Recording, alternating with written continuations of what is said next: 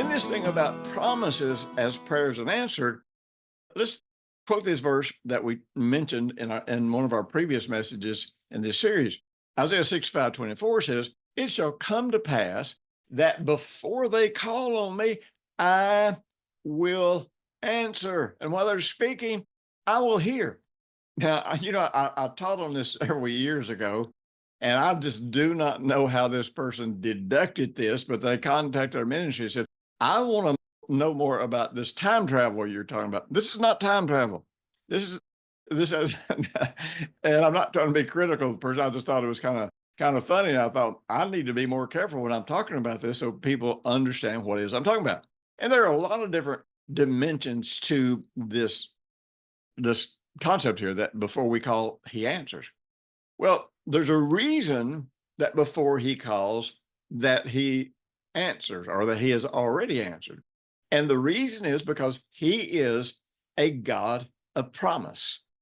Now, as a God of promise, this means, again, he wants you to know him. He wants you to know what to expect from him. He doesn't want you guessing. He doesn't want you groveling in the dark, trying to figure out what you're qualified for, what you're unqualified for. You always want to know, if I'm in Jesus, I am qualified.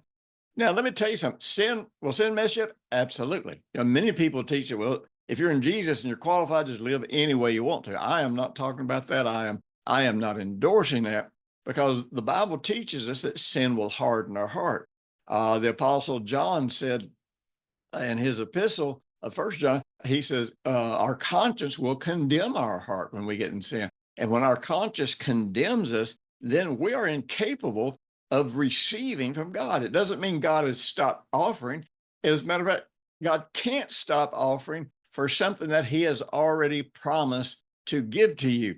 But the problem becomes when we get in sin and when we don't walk in love and we are unkind to people, it hardens our heart, and it gets us to the place where we are the ones that are pushing back on the promises. We are the ones who, because of guilt and condemnation, do not believe we are qualified for all those promises.